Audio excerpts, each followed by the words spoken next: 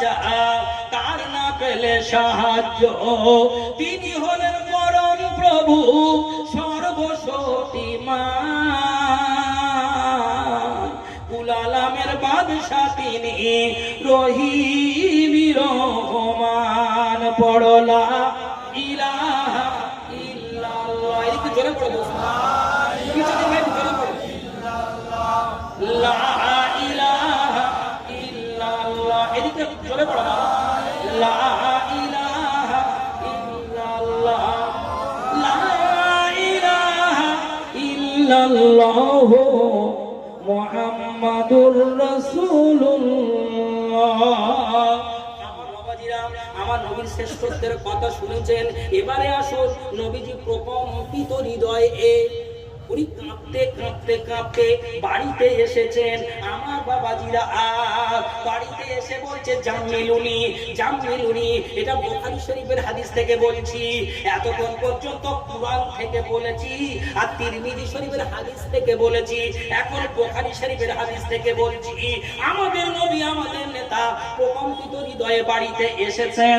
বাড়িতে আসার পরে আমাদের নবী বললেন জামিলুনি জামিলুনি, আমাকে কম্বলে ঢেকে দাও, আমাকে কম্বলে ঢেকে দিয়ে দাও। আল্লাহর নবীকে কম্বলে ঢেকে দিয়ে দিলেন। অর্থাৎ ভয় দূর হয়ে গেল, কাঁপ থেমে গেল। আল্লাহর নবী নিজের প্রিয়তমা স্ত্রী কথা বুঝতে পেরেছেন। খাদিজাতুল কুবরাকে গারে হেরাতে যে ঘটনা ঘটেছিল সব কথা পরিষ্কার করে বললেন। আহা, খাদিজা আমার নবীকে খুব ভালোবাসতেন, খাদিজা আমার নবীকে খুব মহব্বত করতেন। ও বাবাজিরা, একদিন আমার নবীকে আমার রাসূলকে কাফেররা মেরেছে। খাদিজা কানে শুনে দৌড়ে গিয়ে আমার নবী আমার রাসূল এর গায়ের রক্ত মুছিয়ে দিয়ে ধুলাবালি ঝেড়ে ফেলে দিয়ে আমাদের নবীকে আমাদের রাসূলকে আমার বাবাজিরা বোঝার চেষ্টা করবেন। মানে পিছনে রেখে সামনে উনি দাঁড়িয়ে কাফেরদের বলেছিলেন, আমার স্বামীর গায়ে হাত দিয়ে এবার দেখো, এবারে আমি খাদিজা বলছি তোমাদের আমি বুঝিয়ে দেব, একবার গায়ে হাত দিয়ে দেখো। কারণ প্রায় মানুষ খাদিজার কাছে ঋণী ছিল। খাদিজা বড় ব্যবসায়ী মহিলা, এই কারণের জন্য ওরা ভয় পেয়ে লজ্জায় পালিয়ে গিয়েছে, আর আসে না। এবার বুঝে এসেছে খাদিজা আমার নবীকে আমার রাসূলকে কত ভালোবাসতো। ও বাবাজিরা, আমার নবী যখন দিন প্রচার করে বাড়িতে ফিরে এসে যখন ডাক দিত খাদিজা, আমার বাবাজিরা এক ডাকে খাদিজা সাড়া দিয়ে দিত। আমার বাবাজিরা আমাদের নবী একবার জিজ্ঞাসা করেছিলেন, খাদিজা আমি যতবার তোমাকে ডেকেছি তুমি এক ডাকে সাড়া দিয়েছো। আমার বাবাজিরা খাদিজা ওই সময় আল্লাহর নবীকে আল্লাহ রাসূলকে বলেছিলেন, ইয়া রাসূলুল্লাহ, ইয়া হাবিবাল্লাহ, হুজুর গো আমি আপনাকে বলছি আপনি শুনুন, আপনি যখন দ্বীনের প্রচারে চলে যান আমি খাদিজা ঘুমাই না, আমি খাদিজা না ঘুমিয়ে আমি খাদিজা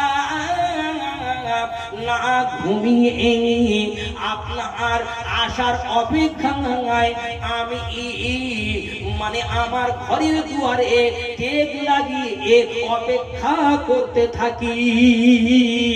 আহা, খাদিজা আমার নবীকে আমার রাসূলকে কত ভালোবাসতেন আপনারা বুঝতে পেরেছেন। তাই আমাদের নবী আমাদের নেতা সরওয়ারে কায়নাত তাজদার মদিনা হুজুর খাদিজাতুল কুবরাকে গারে হেরাতে যে ঘটনা ঘটেছিল সমস্ত ঘটনা খুলে পরিষ্কার করে বললেন। হযরতে খাদিজাতুল কুবরা রাদিয়াল্লাহু তাআলা আনহাকে আরো বলেছিলেন, ও খাদিজা লাকাদ খাশিতু আলা নাফসি, আমি আমার জীবনের ব্যাপারে আমি শঙ্কিত, অর্থাৎ আমি আমার জীবনের ব্যাপারে ভয় পাচ্ছি। যে দায়িত্ব আমার উপরে আসছে হয়তো আমি সামলাতে আমার বড় ধরনের ক্ষতি হয়ে যাবে। তাই নবী এটা ভাবছেন। হযরতে খাদিজাতুল কুবরা আল্লাহর নবীকে সেই সময় কি বলেছিলেন শুনুন। আল্লাহর নবীকে বলেছিলেন, আল্লাহর হাবিবকে বলেছিলেন, অভয় দিতে গিয়ে এই কথাটা বলেছিলেন, আপনি যেটা ভাবছেন সেটা হবে না কাল্লা, কখনোই নয়, কখনোই নয়। আমি আপনাকে বলছি আল্লাহি মা ইউযিকাল্লাহু আবাদা। হযরতে খাদিজাতুল কুবরা রাদিয়াল্লাহু তাআলা আনহা বলেছিলেন, আল্লাহর কসম করে বলছি আল্লাহ আপনাকে অপমানিত করবে না। জোরে বলুন সুবহানাল্লাহ। কারণ হযরতে খাদিজাতুল কুবরা বললেন, ইন্নাকা লা তাসিলুর রাহিমা, আপনি সিলা রাহিমি করেন, আত্মীয়দের হক আদায় করেন। জোরে বলুন সুবহানাল্লাহ। কে বলছে? মা খাদিজাতুল কুবরা রাদিয়াল্লাহু তাআলা আনহা বলছে যে হুজুর, আপনি যেটা ভাবছেন যে বড় ধরনের আপনার ক্ষতি হয়ে যাবে, এটা আপনি ভাববেন না, কখনোই এটা হতে পারে না। কারণ আপনি তো সিলা রাহিমি করেন। আমি আল্লাহর কসম করে বলছি আল্লাহ আপনাকে অপমানিত করবে না, কারণ আপনি সিলা রাহিমি করেন, মানে কি আত্মীয়দের হক আদায় করে। আচ্ছা বলুন তো, একটা লোক নামাজ পড়ে কপাল কালো আর বোনের হক মেরে কবরে গেল, ঠিক না বেটি বলছি? নামাজ পড়ে বোনের ভাগ দেয় না। বোন যখন চায় ভাইজান আমি বিপদে পড়েছি, বাপ 5 বিঘা জমি রেখে দিয়ে গিয়েছে, এবার ভাগটা করে দে না ভাই, এই তো 10 বছর বাপ মারা গেল, বলে তোর ভাগ তোর কোথায় আছে তুই বুঝে নিয়ে যা। দেখেছেন?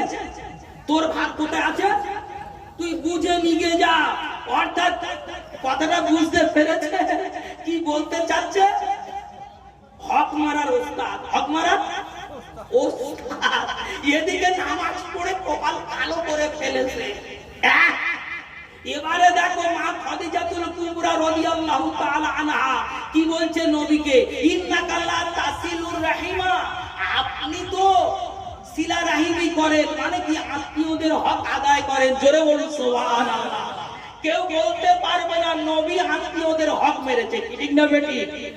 আত্মীয়দের হক নবী আদায় করেন। কে বলছে? নবীজির বিবি বলছে 1 নাম্বার। সুতরাং হযরতে খাদিজাতুল কুবরা বোঝাতে চাচ্ছে যে আল্লাহ আপনাকে অপমানিত করবে না, কারণ আপনার মধ্যে যে গুণ আছে এই গুণের কারণে আমি বলছি আল্লাহ আপনার উপরে খুশি আছে। জোরে বলুন সুবহানাল্লাহ। 1 নাম্বার। 2 নাম্বার কি বলেছিলেন জানেন? অত্তাহমিলুল কাল্লা, অর্থাৎ ঋণের বোঝা আপনি বহন করেন। অর্থাৎ অন্য লোক ঋণ করেছে, দিতে পারছে না, আমাদের নবী তার ঋণের বোঝা মাথায় নেন। জোরে বলুন, আরে তুই জোরে বল আলহামদুলিল্লাহ। আচ্ছা এইরকম লোক পাওয়া যাবে? আরে বলেন এইরকম লোক পাওয়া যাবে যে আপনি ঋণ করেছেন আর আমি আইনুল হক এসে আপনার ঋণের বোঝা দেব, মাথায় নেব? এরকম লোক পাওয়া যাবে? পাওয়া যাবে না। আমাদের নবী অন্যের ঋণের বোঝা মাথায় নিতে বলতে, জিম্মেদারি আমার, দাও ছেড়ে দাও, দায়িত্ব আমার, আমি দেব, দাও ওকে ছেড়ে দাও। চিন্তা করেছেন? 2 নাম্বার। 3 নাম্বার মা খাদিজাতুল কুবরা রাদিয়াল্লাহু তাআলা আনহা বলছেন, ওয়াতাকসিবুল মা'দুম, নিঃস্ব মানুষের জন্য নবীজি কামায়ে থাকেন, উপার্জন করেন। জোরে বলুন সুবহানাল্লাহ। নিঃস্ব মানুষ বলতে কারা বোঝাচ্ছে? আরে বেওয়া মানুষ। এখন তার বেওয়ার টাকা মেরে এক শ্রেণীর নেতারা খায়, ঠিক বলছি না বেটি বলছে? বেওয়া মানুষের টাকা মেরে খাওয়ায়, খায় তারা। আমার বাবা যে আমাদের নবী বেওয়া মেয়ে, তার খাওয়ানোর লোক নাই, কথা বুঝতে পেরেছে? তার দেখভালের লোক নাই। আমাদের নবী নিজে উপার্জন করে তার খাওয়ার বন্দোবস্ত করে দেন। জোরে বলুন, আরে তুই জোরে বল। আরে পায়ে খোঁড়া লুলো চলতে পারে না, আমাদের নবী তাদের খাওয়ার বন্দোবস্ত করেন। জোরে বলুন সুবহানাল্লাহ। চিন্তা করেছেন? অনেকে আছে প্রতিবন্ধীর টাকা তুলে খেয়ে নেছে, কি বলছি ঠিক বলছি না বেঠিক বলছি? ওরে হাদিসের কথাটা শোন, আমি আইনুল হক বলে যাচ্ছি, এটা বুখারী শরীফ থেকে বলছি। বুখারী শরীফ ওহীর অধ্যায় এটা এসেছে, আমি বলে যাচ্ছি, হাদিসের বাইরে নয়। 3 নাম্বার হয়ে গেল, নবীজি নিঃস্ব মানুষদের জন্য নিজে কামিয়ে তাদের খাওয়ার বন্দোবস্ত করতেন। জোরে বলুন সুবহানাল্লাহ। কয় নাম্বার হলো? 3 নাম্বার হয়ে গেল। 4 নাম্বার তাকরিউল যায়ফা, আমাদের নবী মেহমানদারি করতেন। জোরে বলুন সুবহানাল্লাহ। আর একটু জোরে বলুন আলহামদুলিল্লাহ। জোরে বলুন নারে তাকবীর। কয় নাম্বার হলো? 4 নাম্বার হয়ে গেল। 5 নাম্বার ওয়াতুইনু আলা নাওয়াইবিল হক, আমাদের নবীজি, আমাদের নেতা যখন আসমানি গজব হতো, আসমানি গজব বলতে এই আমফান ঝড়, কি ঝড়? আমফান ঝড়ের কি গজব? আসমানি গজব। সুনামি কি গজব? আসমানি গজব। ভূমিকম্প কি গজব? বলো। উপরওয়ালার পক্ষ থেকে আসে, ঠিক না বেঠিক? এই যে আসমানি গজবগুলো যেগুলো হয়, কতটা বোঝার চেষ্টা করুন।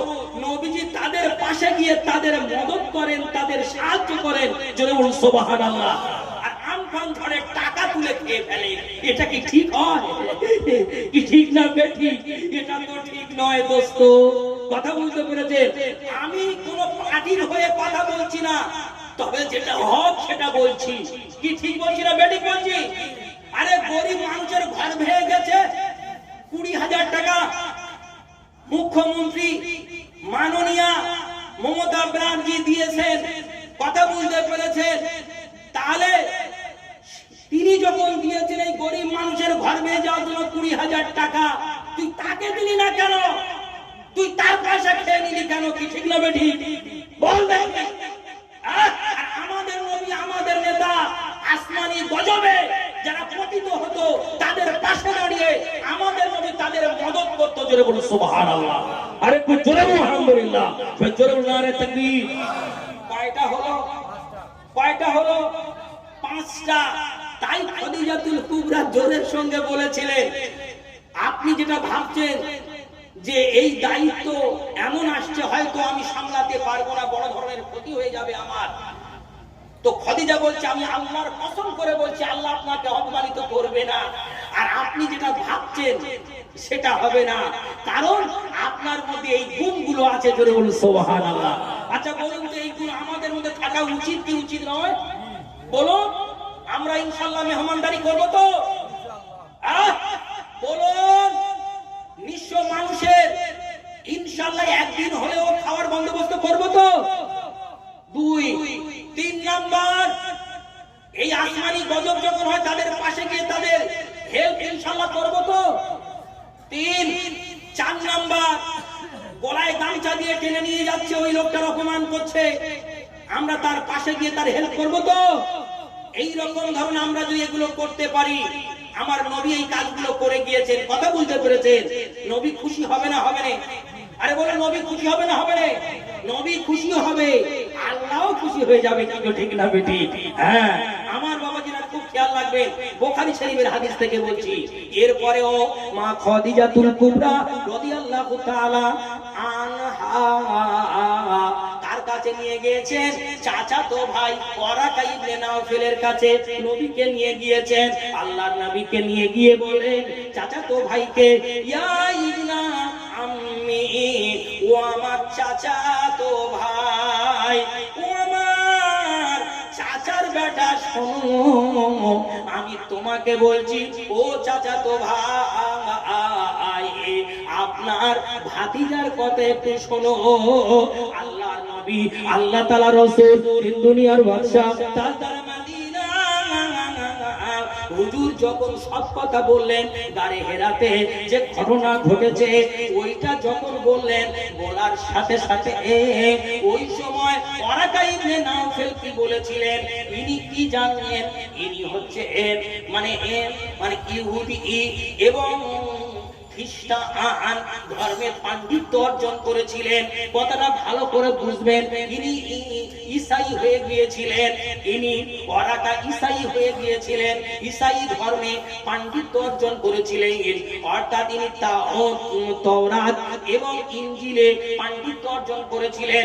অর্থাৎ ইহুদিদের যে তাওরাত গ্রন্থ আর খ্রিস্টানদের যে ইনজিল গ্রন্থ, অর্থাৎ এই যে দুটো কিতাব, এই দুটো কিতাবই ইনি পাণ্ডিত্য অর্জন করেছিলেন। তাই ইনি ঈসাই হয়ে গিয়েছিলেন। ইনি তখন শুনে বললেন হাজার নামুস, নবীজির কথা শুনে বললেন হাজার নামুস আল্লাজি নাযালাল্লাহু আলা মুসা, অর্থাৎ মুসা নবীর কাছে যে এসেছিল তিনি অর্থাৎ আল্লাহর ফেরেশতা। জোরে বলুন সুবহানাল্লাহ, আর একটু জোরে বলুন আলহামদুলিল্লাহ, সবাই জোরে বলুন নারে তাকবীর। আমার বাবাজিরা, হযরত ঈসা আলাইহিস সালাম আপনারা তো শুনেছেন, অন্য সময় আসলে পরে আমি ঈসা নবীর সম্পর্কে বলবো, কথাটা অন্যদিকে খেয়াল করবেন না, এদিক ওদিক করলে পরে ওয়াজ নসিহত বুঝতে পারবেন না। ইনি ঈসাই হয়ে গিয়েছেন। ইনি বললেন মুসা নবীর কাছে যিনি এসেছেন, যিনি এসেছেন সেই যে ফেরেশতা, ওই ফেরেশতা আপনার কাছে এসেছে। তবে আপনি যখন দ্বীনের প্রচার করবেন, আমার বাবাজিরা, উনি বলেন আপনি যখন দ্বীনের প্রচার করবেন, ওই দ্বীনের প্রচার করার সময় আমি যদি ওই সময় হায়াতে থাকি বা জওয়ান থাকি, যে সময় আপনার কওমেরা আপনার থেকে বের করে দিয়ে দেবে, আপনার থেকে মানে গ্রাম থেকে আপনাকে বের করে দিয়ে দেবে। আল্লাহ নবী বললেন আমি যখন দ্বীনের প্রচার করব, গ্রামের মানুষেরা আমাকে বের করে দিয়ে দেবে। বলে হ্যাঁ, ওই ঈসাই পণ্ডিত কথা বুঝতে পেরেছেন। কে? ওয়ারাকা ইবনে নাওফেল বলছে, খদিজাতুল কুবরার চাচাতো ভাই বলছে, মা খদিজাতুল কুবরা রাদিয়াল্লাহু তাআলা আনহার চাচাতো ভাই বলছে যে দ্বীনের যখন প্রচার করবেন আপনার দেশ থেকে দেশের মানুষেরা আপনার তাড়িয়ে দেবে। তবে ওই সময় যদি আমি বেঁচে থাকতাম কিংবা ওই সময় যদি জওয়ান থাকতাম, আমি আপনার সাহায্য করতাম। তবে ওই সময় যে সময় আপনার তাড়িয়ে দেবে, ওই সময় যদি আমি বেঁচে থাকি কিংবা যদি আমি যুবক থাকি, তাহলে আমি কি করব? আমি ওই সময় আনসুরুকা নাসরান মুআজ্জালা, আমি আপনাকে পূর্ণ মদদ করব। জোরে বলুন সুবহানাল্লাহ। চিন্তা করেছেন যে যে সময় নবীকে দেশ থেকে তাড়িয়ে দেবে, ওয়ারাকা ইবনে নাওফেল বলছে আমি যদি ওই সময় বেঁচে থাকি কিংবা আমি ওই সময় যদি জওয়ান থাকতাম, তাহলে আমি আপনাকে পূর্ণ মদদ করতাম। তাহলে এটা নবী খুশি হবে না? হবে না? কথা শুনে নবী খুশি হয়ে যাবে। এই কারণে ওয়াজ নসিহত এখানে হচ্ছে, এখানে যদি ধীর স্থির শান্তভাবে বসে ওয়াজ নসিহত শুনে, আল্লাহ খুশি হবে না? হবে না?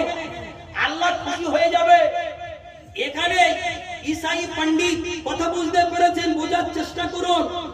ওয়ারাকা ইবনে নাওফেল যে কথা বলেছে নবী খুশি হয়ে গিয়েছে, কিন্তু নবী তো খুশি হয়েছে, আশা করি আল্লাহও খুশি হয়ে গিয়েছে। তাই আমাদের নবী এলানে নবুয়তের কথা বলতে পেরেছেন। পূর্বে নবীজি এলানে নবুয়তের দাবি করার পূর্বে ইনি ইন্তেকাল করেছেন, ইনি মারা গেছে। মারা যাওয়ার পরে হযরতে খাদিজাতুল কুবরা রাদিয়াল্লাহু তাআলা আনহা আল্লাহর নবীকে বলেছিলেন ইয়া রাসূলুল্লাহ, ইয়া হাবিবাল্লাহ, হুজুর আমি আপনার কাছে জানতে চাই আমার চাচাতো ভাই ওয়ারাকা ইবনে নাওফেল উনি কেমন আছে। আল্লাহর নবী বলেন আমি স্বপ্নের মধ্যে দেখেছি আপনার চাচাতো ভাই সাদা কাপড়ে পরিহিত অবস্থায়। জোরে বলুন সুবহানাল্লাহ। ওয়ারাকাকে আমি সাদা কাপড়ে পরিহিত অবস্থায় স্বপ্নের মধ্যে দেখেছি। অর্থাৎ সাদা কাপড়ে দেখা মানে উনি জাহান্নামী নয়, উনি জান্নাতি। উনি জান্নাতি। উনি যদি জান্নাতি না হতো, হয়তো অন্য কাপড়ে দেখতো, কথা বলতে পেরেছেন, কিন্তু সাদা কাপড়ে পরিহিত যখন দেখেছেন আল্লাহ নবী বোঝাতে চাইলেন উনি জান্নাতি। জোরে বলুন সুবহানাল্লাহ। দেখেছেন ওয়ারাকা ঈসাই পণ্ডিত, ঈসাই ধর্মের উপরে উনি মারা গেছেন, আর আমার নবীর মদত করবে বলেছিল কি গো, ঠিক না বেটি? যখন দিন প্রচার করবে, দেশের মানুষেরা যখন তাড়িয়ে দেবে, অত্যাচার করবে, তখন উনি বেঁচে থাকলে সাহায্য করবে বলেছিলেন। এই কারণে আল্লাহর উপরে খুশি, আল্লাহ রাব্বুল আলামিন তার জান্নাত দিয়েছেন। জোরে বলুন সুবহানাল্লাহ। কারণ নবীর কথার দ্বারা বোঝা গেল। এই কারণে আমি আইনুল হক আপনাদেরকে বোঝাতে চাচ্ছি, আমরা যদি নবীর ভালোবাসি, আমরা যদি নবীর মহব্বত করি, এই জগতে আমরা শান্তি পাবো, মরণের পরে শান্তি পাবো ইনশাআল্লাহ, আমাদের অসুবিধা হবে না। আর আমাদের নবীর মধ্যে যে গুণগুলো ছিল, গুণগুলো ওই যে 5টা সামাজিক কাজ কি গো, ঠিক না মেরি? ওগুলো যদি আমাদের মধ্যে থাকে, দুনিয়ার মানুষও খুশি হবে, নবীও ইনশাআল্লাহ খুশি হবে, আল্লাহ ইনশাআল্লাহ খুশি হবে, ইনশাআল্লাহ আমাদের দুনিয়ায় অসুবিধা হবে না, আর মরণের পরেও অসুবিধা হবে না। আল্লাহ আমাদের প্রত্যেকের আমল করার তৌফিক এনায়েত করুক, বলুন আমিন। মুহাম্মদের সঙ্গে দরুদ, আল্লাহুম্মা সাল্লি আলা মাওলানা মুহাম্মদ ওয়া আলা আলি সাইয়্যিদিনা মাওলানা মুহাম্মদ। জোরে জোরে লা ইলাহা ইল্লাল্লাহ, এদিকে জোরে সবাই জোরে লা ইলাহা ইল্লাল্লাহ, এদিকে জোরে লা ইলাহা ইল্লাল্লাহ, লা ইলাহা ইল্লাল্লাহ মুহাম্মাদুর রাসূলুল্লাহ। বলতে পারো কে করেছেন এই বিশ্ব জগৎ সৃষ্টি? কার করুণায় উর্ধ হতে হয় বর্ষণ বৃষ্টি? বলতে পারো কে করেছেন আকাশ জগৎ প্রদীপ মালা সজ্জিত? কে রেখেছেন মাটির তলায় মিষ্টি পানি সঞ্চিত? তিনি হলেন পরম প্রভু সর্বশক্তিমান, কুল আলামের বাদশাহ তিনি রহিম রহমান। পড়লা ইলাহা ইল্লাল্লাহ, আরো জোরে লা ইলাহা ইল্লাল্লাহ, লা ইলাহা ইল্লাল্লাহ মুহাম্মাদুর রাসূলুল্লাহ। আমার বাবাজির একবার তাকবীর তো জোরে, নারে তাকবীর। নফসকে কন্ট্রোল করতে হবে। পায়ে যন্ত্রণা হচ্ছে বুঝতে পারছি, কষ্ট হচ্ছে, কিন্তু কষ্ট হলে কি হবে? একটু নফসকে কন্ট্রোল করতে হবে। নফসকে বলতে হবে শোনো, আইনুল হক এখন বুখারী শরীফের একটা হাদিস বলেছে, তিরমিজি শরীফের একটা হাদিস বলেছে, তো কুরআন থেকে বলেছে নবীর শ্রেষ্ঠত্বের আলোচনা করেছেন। এখন নবীর মধ্যে যে সামাজিক কাজগুলো ছিল ছোট করে বুখারী শরীফ থেকে তুলে ধরেছে। নবীর মধ্যে সামাজিক কাজের কথা তুলে ধরা হয়েছে। এখন নবীর আচরণটা কেমন ছিল কথাগুলো খুব ছোট করে তুলে ধরবো। এটা মিশকাত শরীফের হাদিস থেকে, অন্যদিকে খেয়াল করবে না, নবীর আচরণটা শুনুন। কারণ আমাদের নবীর আদর্শ হলো সবচেয়ে উত্তম আদর্শ। কে বলেছেন? আল্লাহ নিজে বলেছেন। এই উত্তম আদর্শকে যদি আপনি বাস্তবে বাস্তবায়িত করতে পারেন, দুনিয়ায়ও শান্তি পাবেন, মরণের পরেও শান্তি পাবেন, কোনো অসুবিধা হবে না। এই কারণে আমাদের নবীর আদর্শ যে উত্তম, তাই নবীর আচরণ কত ভালো ছিল আর একটা মিশকাত শরীফের হাদিস থেকে তুলে ধরবো। তাই একটু জোরে তাকিয়ে নারে তাকবীর। এ বাবাজি, এক বিছানায় দুজন ঘুমাচ্ছে। কয়জন ঘুমাচ্ছে? এক বিছানায় দুইজন ঘুমাচ্ছে, একই কাঁথার ভিতরে দুইজন ঘুমাচ্ছে। আচ্ছা, একই কাঁথার ভিতরে দুইজন ঘুমাতে পারবে? আরে যুবক ছেলে দুইজন পারবে? পারবে না, নিয়ম নাই। মাঝখানে অন্তত একটা আড় দিয়ে দিতে হবে, বালিশ দিয়ে কি করতে হবে? আড় দিতে হবে, একজন এপারে একজন ওপারে। কিন্তু এ মাঝখানে বালিশ দেয়নি। ঘুমের ঘরে কি করছে জানেন? একজন আর একজনের চুলকে দিচ্ছে। কি করতেছে? আরে বলো, একজন আর একজনের ঘুমের ঘরে হাত কোথায় যায় কে জানে? আর নাউনু কথা বলতে আকুল মাউত, অর্থাৎ মৌতের ভাই, ঠিক না বেটি? মানে ঘুমটা কি বলো? মরণের ভাই। ঘুম হলো মরণের ভাই। ঘুমিয়ে পড়লে আপনার হাত কোথায় যাবে আপনি কি জানেন? আরে বলো, ঘুম থেকে উঠে সর্বপ্রথম কোনটা ধৌত করতে হবে বলো তো বাবা, বলো। সর্বপ্রথম হাত ধৌত করতে হবে। তার কারণ হাত কোন জায়গায় যায় কেউ জানে না, কিন্তু অনেকে জানে না। সর্বপ্রথম উঠে মানে হাতে করে পানি নিয়ে কি করে? গালে দিয়ে দেয়। কি করে? গালে দিয়ে দেবে। চলবে না। কেন চলবে না? কারণ আপনি তো ঘুমিয়েছিলেন, আপনার হাত তো লুঙ্গিটা খুলে গেছে। হাতটা যদি কুয়ার কাছে থাকে তাহলে ওই কুয়ার ময়লা তো হাতে থাকে। আর আপনি যদি নিয়ে কথা বলতে পেরেছেন পানি নিয়ে গালে দাঁড়ো, ময়লা তো গালে চলে যাবে। কি ঠিক বলছি না বেটি বলছি? এই কারণে নবীজি বলেছে সর্বপ্রথম ঘুম থেকে উঠে কি ধুইতে হবে? হাত দুটো ভালো করে ধৌত করো, কারণ হাত কোথায় যায় তুমি জানো না।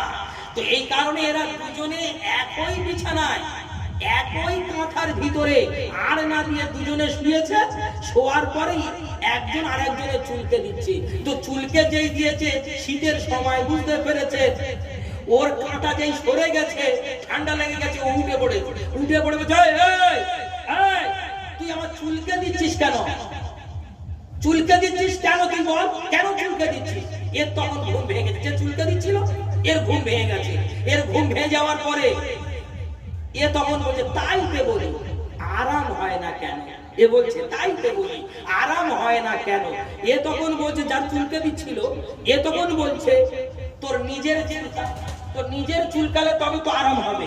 তুই আমার চুলকে দিয়ে আরাম খুঁজতেছিস? হ্যাঁ রে, আমার চুলকে দিয়ে তোর আরাম হয়? নিজের চুলকালে আরাম হয়। কথাটা ভালো করে বুঝতে হবে। চায়ের দোকানে বসে দেখবেন সকালবেলা আগামীকাল ইনশাআল্লাহ আপনি কিছু বলবেন না, চুপ করে চায়ের দোকানে বসে থাকবেন, আপনি চা পান করবেন। কথা বলতে পেরেছেন? পাশের লোকটা বসে আর একটা লোকের সঙ্গে গল্প করছে, এই ওর বেটা কি করেছে তুই শুনেছিস? এই ওর মেয়ে কি করেছে তুই শুনেছিস?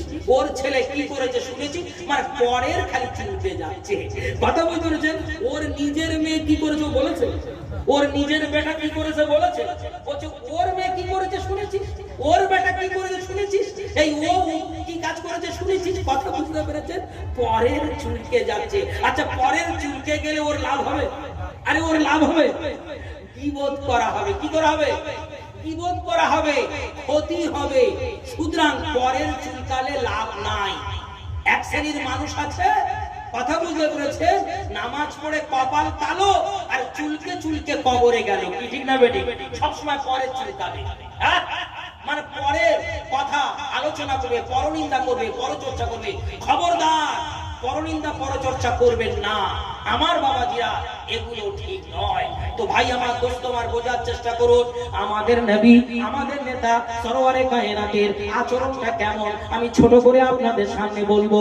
আমাদের নবী, আমাদের নেতা একজন ইহুদির কাছ থেকে কিছু দিনার নিয়েছিলেন। ওই ইহুদি আমাদের নবীকে, আমাদের নেতা সরওয়ারে কায়নাতের কাছে এসে বললেন, আমার দিনার আপনি আদায় করে দিয়ে দিন। আল্লাহ নবী বলেন, আল্লাহ রাসূল বলেন, মা ইনদি মা উতিকা, এই মুহূর্তে আমার কাছে এমন কিছু নাই যে আপনার দিনার আমি আদায় করতে পারি, আমি আদায় করতে পারবো না। ইহুদি তখন কি বলেছিলেন জানেন? ইহুদি ওই সময় বললেন, আপনি যখন আদায় করতে পারবেন না আমি আপনাকে ছাড়বো না। লা উফারিকুকা ইয়া মুহাম্মদ হাত্তা তুতিয়ানি, যতক্ষণ না পর্যন্ত আপনি আমার দিনার আদায় করবেন আমি ততক্ষণ আপনাকে ছাড়বো না। আল্লাহ নবী কত ভদ্র দেখুন। আল্লাহ নবী বললেন, ঠিক আছে আজলিসু মাকা, আমি আপনার কাছে বসে যাব। ফাজালাসা মাহু, ওই ইহুদির কাছে নবীজি বসে গেলেন। আমার বাবাজিরা, জোহরে রক্ত হয়ে গেল। এটা মিশকাত শরীফের হাদিসে এসেছে, জোহরে রক্ত হয়ে গেল। আল্লাহর নবী ওইখানে ফাসাল্লা যোহরা, আল্লাহর নবী জোহরের নামাজটা পড়ে নিয়ে নিলেন। আবার বসে থাকতে থাকতে আসরের রক্ত হয়ে গেল। আল্লাহর নবী ওইখানে ওয়াল আসরা আসরের নামাজটা পড়ে নিয়ে নিলেন। আবার থাকতে থাকতে মাগরিবের ওয়াক্ত হয়ে গেল, আল্লাহ নবী ওইখানে ওয়াল মাগরিবা মাগরিবের নামাজটা পড়ে নিয়ে নিলেন। আমার বাবাজিরা ওয়াল ইশা আল আখিরা, এমনকি ইশার নামাজটা আমার নবী ওইখানে পড়ে নিয়েছেন।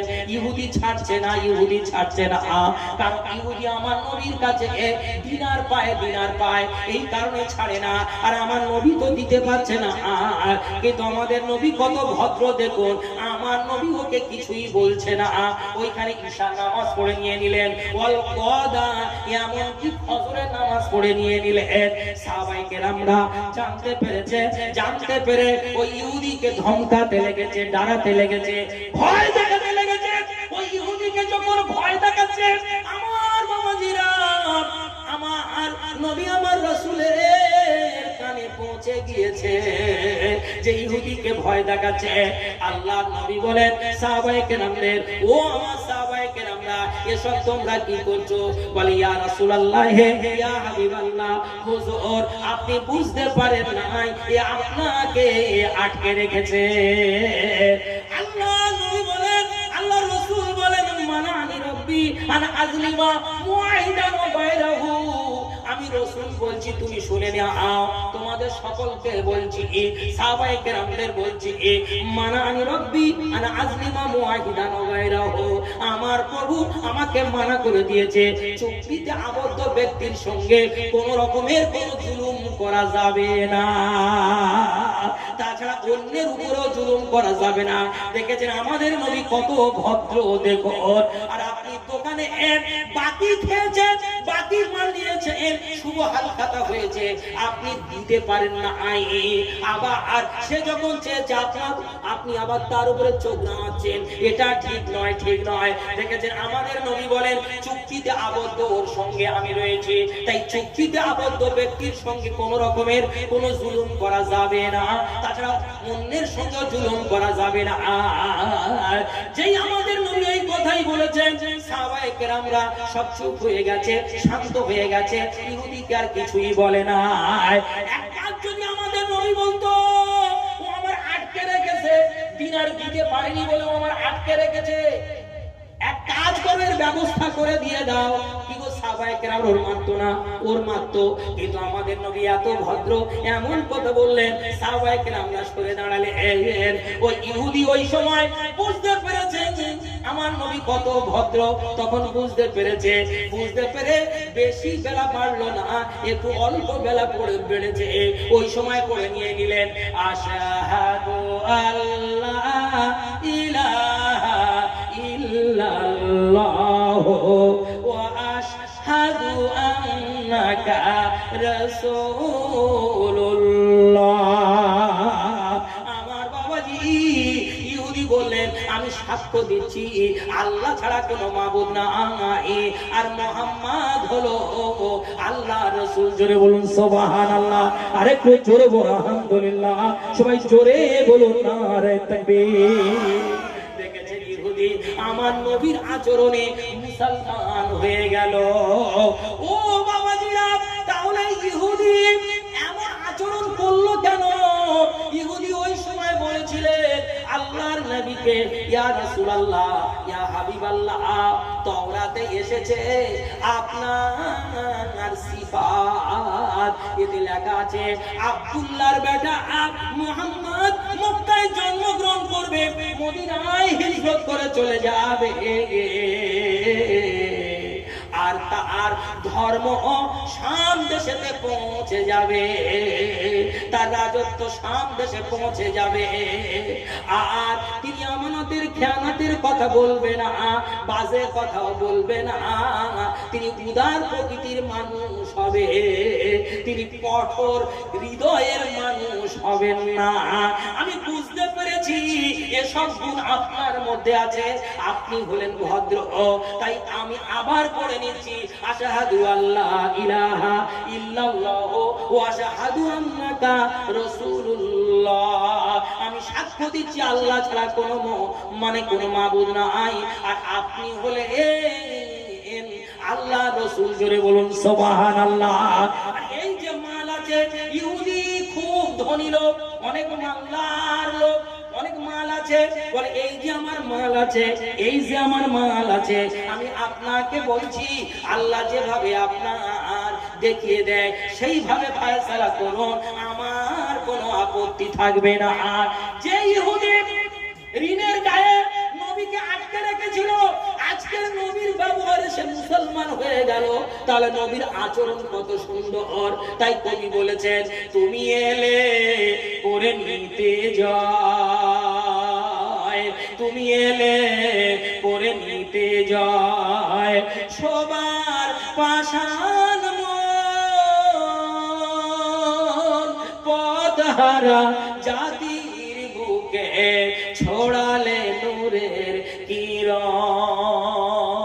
হলো অবসান সব জুলুমের, হলো অবসান সব জুলুমের, তোমার ধৈর্য গুণে হলো পবিত্র তায়েফের মাটি, তোমার দেহের খুনে। সুবহানাল্লাহ, সুবহানাল্লাহ। আমার নবীর ধৈর্যের কারণে আজ মানুষ মুসলমান হয়েছে, কি গো ঠিক না বেঠি? ইহুদি মুসলমান হয়ে গেল। আর আমাদের নবী একই জায়গায় যোহর পড়েছে, আসর পড়েছে, মাগরিব পড়েছে, ঈশা পড়েছে, ফজর পড়েছে। আর আজকের বর্তমান সময়ে মানুষ ওয়াজের মাহফিলে বসে খালি ইদিক উদিক ইদিক উদিক, মানে কখন উঠবো, কি ঠিক না বেঠি? কথা বলতে পেরেছে? একটু ধৈর্য ধারণ করতে হবে। আর সবরু নিসফুল ঈমান, ধৈর্য হলো ঈমানের অর্ধেক, ঠিক না বেঠি? যার ধৈর্য নাই সে ভালো কাজ করতে পারবে না। পারবে কি গো? ভালো কাজ করতে পারবে না। ধৈর্যের দরকার। আমাদের নবী ঈশা নামাজ পড়ে আর্লি টাইমে একটু শুয়ে পড়তেন, আবার তাহাজ্জুদের নামাজ পড়ার জন্য আবার উঠতেন, কি গো ঠিক না বেঠি? এমনকি আমাদের নবী নামাজ পড়তে পড়তে নবীজির পা ফুলে যেত, কি ঠিক না বেঠি? কথা বলতে পেরেছেন? আর আপনি কয়েক ঘন্টা বসেছেন, আপনার কষ্ট হচ্ছে? বলুন, একটু ধৈর্যের দিকে খেয়াল করুন। সবর যদি না থাকে, ধৈর্য যদি না থাকে, কথা বুঝতে পেরেছেন? যারা ধৈর্য ধারণ করে আল্লাহ তাদের সাথে থাকে, কিন্তু ঠিক না বেঠে? এই কারণে একটু আমাদের সবর করতে হবে। যদিও অনেক রাত হয়েছে, গভীর রাত হয়েছে, আপনারা তো আর প্রত্যেক দিন এভাবে জেগে ওয়াজ শুনবেন না। হয়তো একদিন আজকে শুনছেন, আবার হয়তো 5 দিন পরে শুনবেন, কি ঠিক না বেঠে? কিন্তু এভাবে এদিক ওদিক করলে হবে না। পর আমি আপনাদের কাছে মানে তুলে ধরছি নবীজির শ্রেষ্ঠত্বের কথা বলার পর নবীজির মধ্যে সামাজিক কাজ ছিল যেগুলো, সেগুলো তুলে ধরেছি। তারপরে নবীজির আচরণ কেমন ছিল তেমন তুলে ধরেছি। আচরণের কারণে, ভালো আচরণের কারণে ইহুদি মুসলমান হয়ে গেল। তাই আমি আইনুল হকে ওয়াজ করে কি বোঝাতে চাচ্ছি? আমি বোঝাতে চাচ্ছি আমাদের আচরণ যেন ভালো হয়, আমাদের আচরণে, আমাদের ব্যবহারে মানুষ যেন খুশি হয়, কি ঠিক না বেটি? আমরা যখন কবরে চলে যাব, খাটিয়ায় উঠে চলে যাব, তখন যেন আমাদের জন্য লোক কেঁদে কেঁদে বলে এই লোকটা ভালো ছিল, এর ব্যবহার আচরণ কত যে মধুর ছিল, এই ব্যবহারের আচরণে আমরা দেশবাসী খুব খুশি। তাই আজকের লোকটা চলে যাচ্ছে, আল্লাহ গো আলামে বারজাকের জগৎকে সর্বাঙ্গীন সুন্দর করে দিও, এইরকম দোয়া যেন আমরা পাই, কি ঠিক না বেঠে? আমাদের আচরণ আল্লাহ যেন উত্তম করেন। সবাই জোরে আল্লাহু আমিন, সবাই জোরে আল্লাহু আমিন, সবাই জোরে বলুন সুবহান আমিন। নারে তাকবীর, মহব্বতের সঙ্গে দরুদ। আল্লাহুম্মা সাল্লি আলা সাইয়্যিদিনা মাওলানা মুহাম্মদ ওয়া আলা আলি সাইয়্যিদিনা মাওলানা মুহাম্মদ। সবাই জোরে জোরে লা ইলাহা ইল্লাল্লাহ। এদিকে জোরে পড়ো বাবা, এই জোরে পড়ে লা ইলাহা ইল্লাল্লাহ। এদিকে জোরে লা ইলাহা ইল্লাল্লাহ। পিছনের ভাই জোরে পড়ো বাবা, লা ইলাহা ইল্লাল্লাহ, লা ইলাহা ইল্লাল্লাহ মুহাম্মাদুর রাসূলুল্লাহ। কালিমা সঙ্গের সাথী কালিমা